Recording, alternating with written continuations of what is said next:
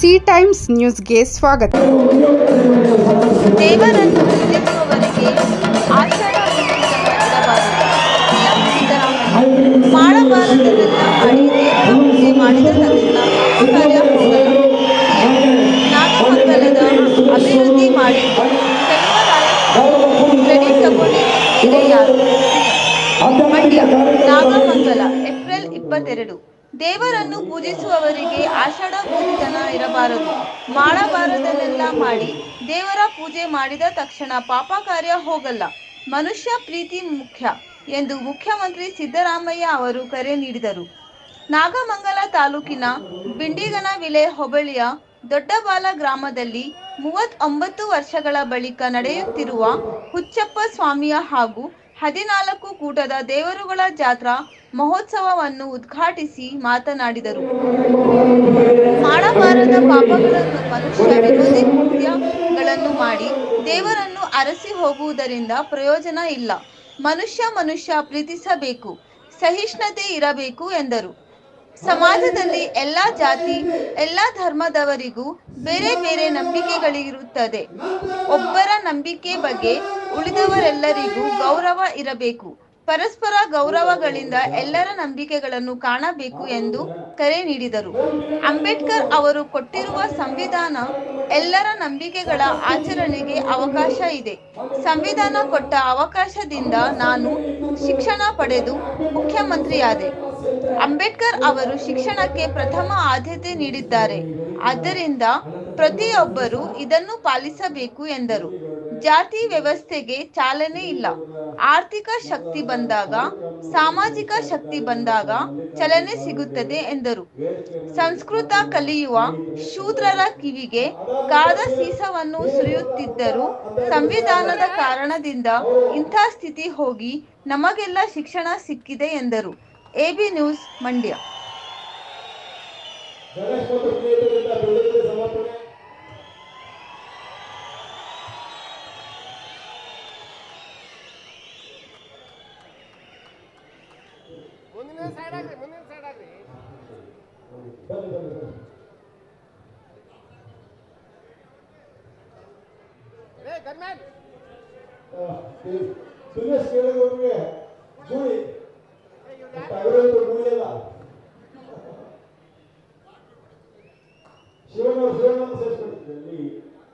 ದೇಶದ ಉದ್ಯೋಗಕ್ಕೂ ಸಹ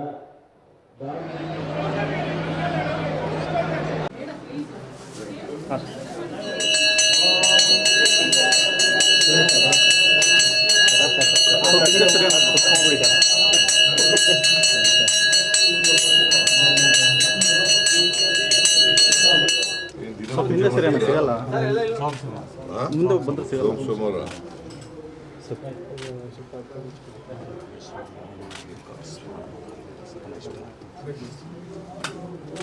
ಇದು ಜಿಲ್ಲೆಯಲ್ಲಿ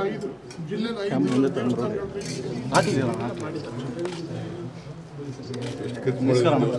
ಸ್ವಲ್ಪ ಸೈಡ್ ಕಾರ್ಯಕ್ರಮಗಳು ಈ ವೇದಿಕೆಯಲ್ಲಿ ಪ್ರಾರಂಭವಾಗುವ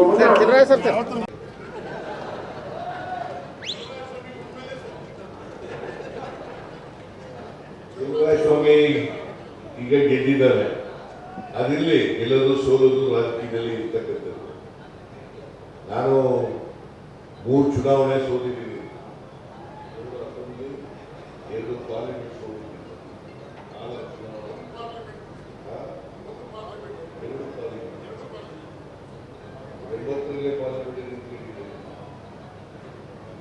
ಆಮೇಲೆ 91 ಪಾರ್ಲಿಮೆಂಟ್ ಸೋತಿದ್ದೀನಿ,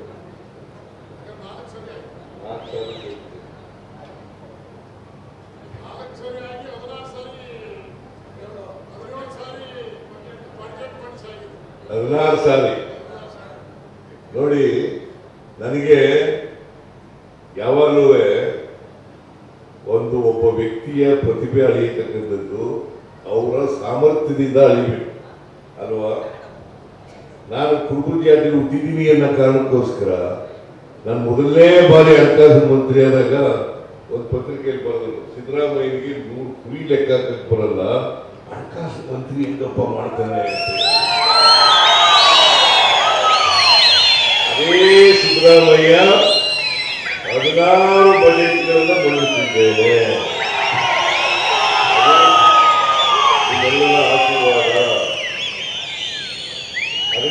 ಯಾಕೆ ಈ ಮಾತನ್ನು ಹೇಳ್ತಾ ಇದ್ದೀನಿ ಅಂತಂದ್ರೆ, ಸಾಮರ್ಥ್ಯ ಬರ್ತಕ್ಕಂಥದ್ದು, ಪ್ರತಿಭೆ ಬರ್ತಕ್ಕಂಥದ್ದು ಜಾತಿಯಿಂದ ಅಲ್ಲ. ಅವಕಾಶಗಳು ಸಿಕ್ಕಿದಾಗ ಅವಕಾಶಗಳು ಸಿಕ್ಕಿದ್ರೆ ಮಾತ್ರ ಮೇಲೆ ಬರಲಿಕ್ಕೆ ಸಾಧ್ಯ ಆಗ್ತದೆ. ಅವಕಾಶಗಳು ಸಿಕ್ಕಿದ್ರೆ ಮೇಲೆ ಬರೋಕ್ಕೆ ಆಗದೇ ಇಲ್ಲ. ಅದರಿಂದ ನೀವೆಲ್ಲರೂ ಕೂಡ ನಾನು ಒಂದು ಮನವಿಯನ್ನ ನಿಮ್ಮಲ್ಲಿ ಏನಪ್ಪ ಮಾಡ್ತೀನಿ ಅಂತಂದ್ರೆ, ಯಾವುದೇ ಕಾರಣಕ್ಕೆ ನಮ್ಗೆ ವಿದ್ಯೆ ಅರ್ಥಲ್ಲ ಅಂತ ಅನ್ಕೊಳಕ್ ಹೋಗ್ಬಿಡಿ. ಎಲ್ರಿಗೂ ವಿದ್ಯೆ ಹತ್ತುತ್ತೆ. ನಾನು ಗೊತ್ತಾ ನಿಮ್ಗೆ 5ನೇ ತರಗತಿಗೆ ನೇರವಾಗಿ ಸೇರ್ಕೊಂಡಂತ ನಾನು 1ರಿಂದ 4 ಓದಲೇ ಇಲ್ಲ. 5ನೇ ತರಗತಿಗೆ ನೇರವಾಗಿ ಸೇರ್ಕೊಂಡು. ಯಾಕಂದ್ರೆ ನಂಜೇಗೌಡ ಅಂತ ನಮಗೆ ವೀರ ಮಕ್ಕಳು ಕುರಿತ ಈಗ ಸಿದ್ದರಾಮೇಶ್ವರ ದೇವರು ಹೋಗ್ತವರೆಲ್ಲ ಈ ವೀರ ಮಕ್ಕಳು ಕುರಿತ ಕಲಿಬೇಕಾಗಿತ್ತು. ನಮ್ಮೂರಿನಲ್ಲಿ ಸಿದ್ದರಾಮೇಶ್ವರ ಅಂತ ಇದೆ, ಇಲ್ಲಿ ಹುಚ್ಚಪ್ಪ ದೇವರು ಅಂತ ಇದೆ, ಅಲ್ಲಿ ಸಿದ್ದರಾಮೇಶ್ವರ. ಇವರೆಲ್ಲ ಈಶ್ವರನ ಸಬ್ಸೆಕ್ಟ್ಗಳೇ ಇರಲಿಲ್ಲ. ಅಲ್ಲಿ ಈಶ್ವರನ ಸಿದ್ದರಾಮೇಶ್ವರ ದೇವಸ್ಥಾನ, ಅಲ್ಲಿ ನಂಜೇಗೌಡ ಅಕ್ಷರ ಕಲಿಸಿಲ್ಲ ಮರಳಿನ ಮೇಲೆ. ಆ ಮರಳಿನ ಮೇಲೆ ಅಕ್ಷರ ಕಲಿತಿರೋದ್ರಿಂದ ಕನ್ನಡ ಚೆನ್ನಾಗಿ ಬಂದಿದ್ದು ನನಗೆ. ಅವರು ನಮ್ಮ ರಾಜಪ್ಪ ಅಂತ ಒಬ್ಬ ಮೇಷ್ಟ್ರು ನನಗೆ ನೇರವಾಗಿ 5ನೇ ತರಗತಿ ಅಡ್ಮಿಟ್ ಮಾಡ್ಕೊಂಡು, ಒಂದು ವೇಳೆ ರಾಜಪ್ಪ ನಮ್ಮೂರಿಗೆ ಹೆಡ್ ಮಾಸ್ಟರ್ ಆಗಿ ಬರದೇ ಹೋಗಿದ್ರೆ, ನನ್ನನ್ನು 5ನೇ ತರಗತಿ ಸೇರಿಸದೆ ಹೋಗಿದ್ರೆ, ನಾನು ನಾಯಕನೂ ಆಯ್ತಿರ್ಲಿಲ್ಲ, ಮುಖ್ಯಮಂತ್ರಿನೂ ಆಯ್ತಿರ್ಲಿಲ್ಲ, MLA ಆಯ್ತಿರ್ಲಿಲ್ಲ. ಅದಕ್ಕೆ ಇದೆಲ್ಲರಿಗೂ ಕೂಡ ಸ್ವಾಭಿಮಾನ ಬರಬೇಕಾದ್ರೆ ಶಿಕ್ಷಣ ಇರಲೇಬೇಕು. ಸ್ವಾಭಿಮಾನ ಬರಬೇಕಾದ್ರೆ, ನಿಮಗೆ ಮಾತಾಡ್ತಕ್ಕಂಥ ಧೈರ್ಯ ಬರಬೇಕಾದ್ರೆ ಶಿಕ್ಷಣ ಇರಬೇಕು. ಶಿಕ್ಷಣ ಇಲ್ಲದೆ ಹೋದ್ರೆ ಗುಲಾಮಗಿರಿ ಮನೆ ಮಾಡಬೇಕು. ನಾವೇನು ಈಗ ಒಬ್ಬ ದಲಿತರವನು ಶ್ರೀಮಂತನಾಗಿದ್ರು ಕೂಡ ಏಕವಚನದಲ್ಲಿ ಮಾತಾಡಿಸ್ತೀವಿ ಅವ್ರನ್ನ. ಯಾಕಂತಂದ್ರೆ ಗುಲಾಮಗಿರಿ ಮನಸ್ಥಿತಿ ನಮಗಿದೆ. ಅದೇ ಒಬ್ಬ ಮೇಲ್ಜಾತಿಯವನು ಬಡವ ಬಂದ್ಬಿಟ್ಟು ಅವನಿಗೆ ಸ್ವಾಮಿ ಕೊಡ್ತೀವಿ.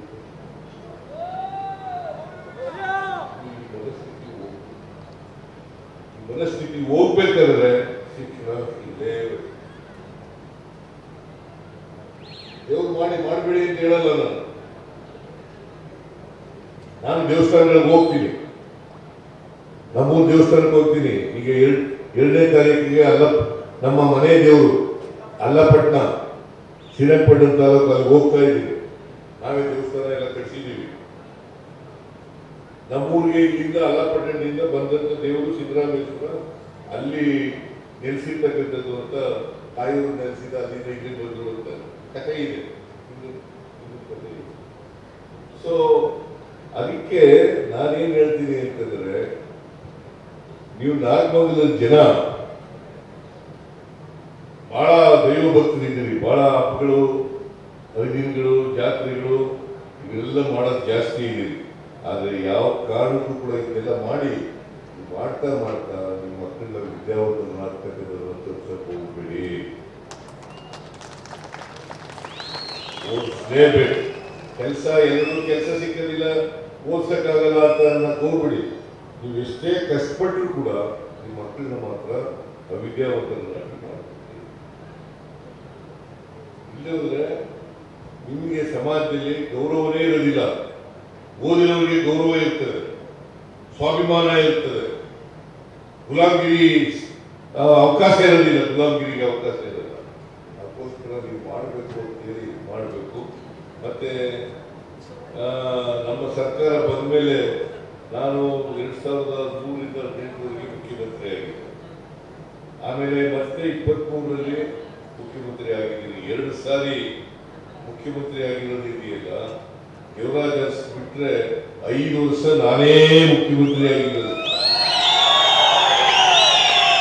ದೇವರಾಜ್ ಅರಸು 5 ವರ್ಷ ಇಲ್ಲಿವರೆಗೆ ಆಗಿರ್ತಕ್ಕಂಥ ಮುಖ್ಯಮಂತ್ರಿಗಳಿರಲ್ಲ. 5 ವರ್ಷ ದೇವರಾಜ್ ಅರಸು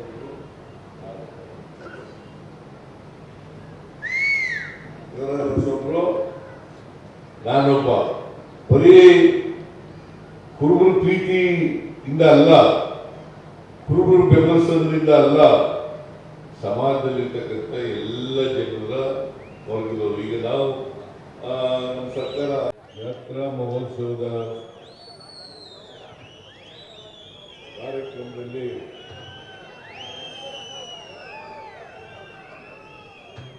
ಭಾಗವಹಿಸಿರ್ತಕ್ಕಂಥ ಮಂಡ್ಯ ಜಿಲ್ಲಾ ಉಸ್ತುವಾರಿ ಸಚಿವರು, ಕೃಷಿ ಸಚಿವರು ಆದಂಥ ಶ್ರೀ ಚೆಲುವರಾಯ ಸ್ವಾಮಿಯವರ, ನಗರಾಭಿವೃದ್ಧಿ ಸಚಿವರಾದಂಥ ಶ್ರೀ ಬೈತಿ ಸುರೇಶ್ ಅವರ,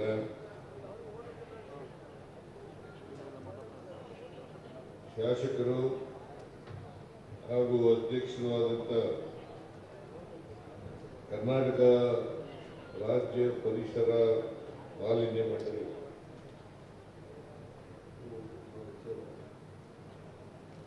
ಶ್ರೀ ನರೇಂದ್ರ ಸ್ವಾಮಿಯವರ, ಮದ್ದೂರು ಕ್ಷೇತ್ರದ ಶಾಸಕರಾದಂಥ ಶ್ರೀ ಉದಯ್ ಕುಮಾರ್ ಅವರ, ಮೇಲ್ಮನೆಯ ಸದಸ್ಯರಾದಂಥ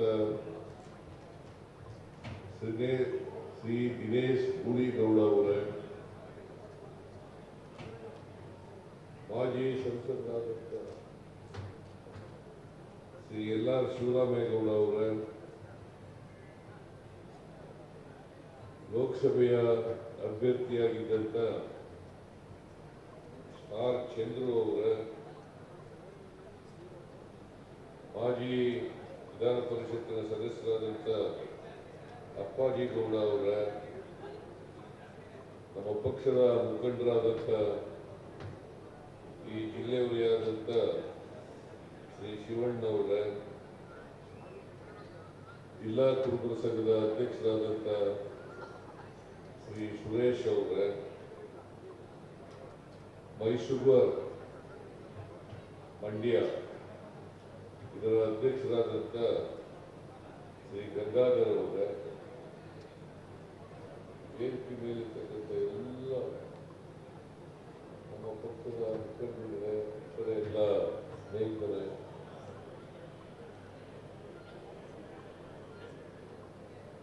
ಇಲ್ಲಿ ನಡೆದಿರ್ತಕ್ಕಂಥ ಆತ್ಮೀಯ ಬಂಧುಗಳೇ, ತಾಯಂದಿರೇ, ಮಾಧ್ಯಮದ ಗೆಳೆಯರು, ಇವತ್ತು ಹುಚ್ಚಪ್ಪ ಸ್ವಾಮಿ ನಿನ್ನೆ, ಇವತ್ತು, ನಾಳೆ 3 ದಿನಗಳ ಕಾಲ ಹುಚ್ಚಪ್ಪ ಸ್ವಾಮಿ ದೇವರ ಜಾತ್ರೆ ನಡೀತಾ ಇದೆ.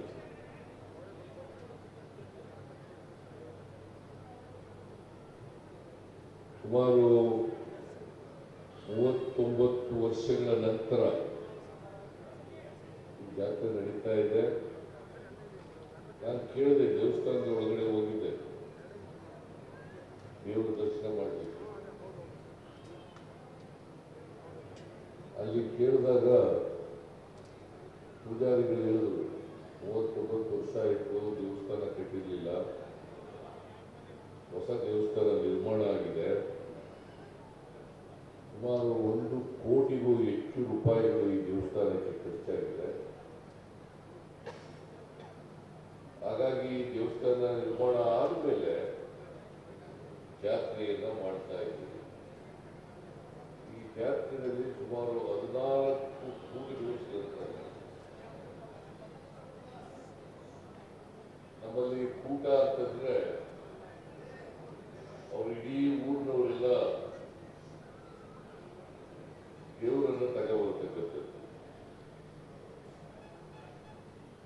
ಪೂಜೆಗಳು, ಕಂದೀಕಂಬಗಳು, ಛತ್ರಿ ಚಾವಣಿಗಳು ಇವೆಲ್ಲವೂ ಕೂಡ ಒಟ್ಟಿಗೆ ತಗೊಂಡು ಬಂದು ಇಲ್ಲಿ ಮೆರವಣಿಗೆ ಆಗ್ತದೆ. ನಮ್ಮೂರಲ್ಲೂ ಕೂಡ 2 ವರ್ಷಕ್ಕೆ 3 ವರ್ಷಕ್ಕೆ ತಾಯೂರು ಜಾತ್ರೆ ಅಂತ ಬರುತ್ತೆ. ನಾನು ಆ ತಾಯೂರು ಜಾತ್ರೆಗೆ ತಪ್ಪದೇ ಹೋಗ್ತೀನಿ.